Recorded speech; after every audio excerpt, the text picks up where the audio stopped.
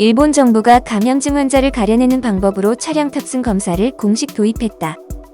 17일 니혼 게이자이 신문에 따르면 일본 대응 주무부처인 후생노동성은 한국이 도입해 세계적으로 확산시킨 이 방식의 검사를 할 수 있도록 추인하는 사무연락 문서를 전국의 지자체에 보냈다. 후생성은 이 문서에서 의사가 필요하다고 판단할 경우 차량에 탑승한 채로 진료할 수 있고 PCR 검사를 위한 검체 채취도 가능하다고 밝혔다. 한국에서 시작한 차량 탑승 검사는 대량의 검사를 효율적으로 할 수 있는 데다가 의료기관 건물 안에서 검체를 채취할 때보다 감염 위험이 낮은 것으로 알려지면서 세계 각국으로 급속히 보급됐다. 그러나 일본 정부는 그간 야외에서 진행하는 이 방식의 검사 과정에서 검체가 오염될 우려가 있는 점과 이를 도입한 나라 중에서 감염 확산이 억제되지 않은 사례가 있다는 점을 들어 공식 도입에 소극적인 입장을 유지했다. 주무부처인 후생성은 지난달 15일 공식 트위터에 드라이브 스루 방식은 의사 진료를 동반하지 않은 경우가 많아 일본에서는 시행하지 않고 있다며 이 검사 방법에 부정적인 입장을 보였다. 그러나 이 방식이 무증상 감염자를 찾아내 감염 확산을 막는 데 효과적이라는 평가를 받고 일본 언론도 최근 한국의 사례를 앞다퉈 보도하면서 일본 정부의 태도에 변화가 감지됐다.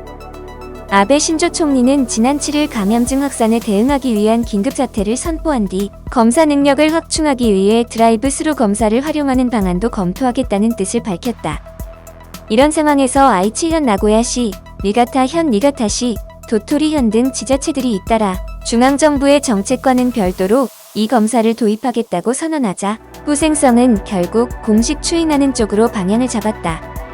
일본의 확진자 수는 16일 1만 명을 넘어서면서 긴급사태가 1차로 선포된 지난 7일 이후 9일 만에 2배로 급증했다. 신규 확진자의 대부분은 감염 경로가 파악되지 않고 있다. 이 때문에 일본 정부가 의료체계 붕괴를 막는다는 이유로 소극적인 검사 정책에 집착하는 동안 무증상 감염자를 매개로 감염이 확산했을 수 있다는 지적이 나오고 있다.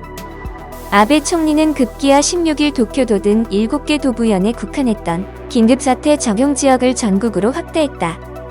후생성이 검사 체제 확충 대책의 하나로 드라이브 스루 검사를 공식 인정하기로 뒤늦게 결정했지만 시기가 너무 늦었다는 지적과 함께 지자체의 모든 책임을 떠넘기는 시기라는 비판론이 제기되고 있다.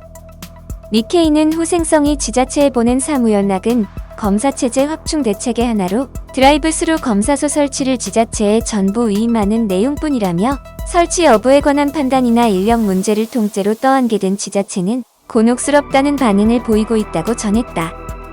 세계보건기구 사무총장의 선임 고문을 맡고 있는 시부야 겐지 런던 킹스 칼리지 교수는 니케이 인터뷰에서 도쿄 등지에서 검사 대상을 넓혀 감염자를 격리하는 대책을 서둘러 추진했어야 했다며 드라이브 스루 검사를 승인한 타이밍이 너무 늦었다고 말했다.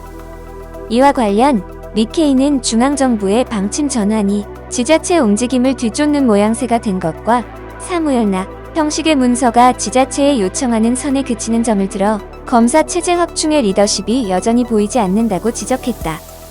니케이는 이어 아베 총리가 최근 PCR 검사 능력을 하루 2만 건으로 늘리겠다고 했지만 당장의 능력이 1만 3천 건에 머물고 있다고 거론하면서 후생성이 감염 경로 추적에 치중해온 정책의 한계를 인정하고 검사망을 넓히는 쪽으로 정책 전환을 서둘러야 한다고 지적했다.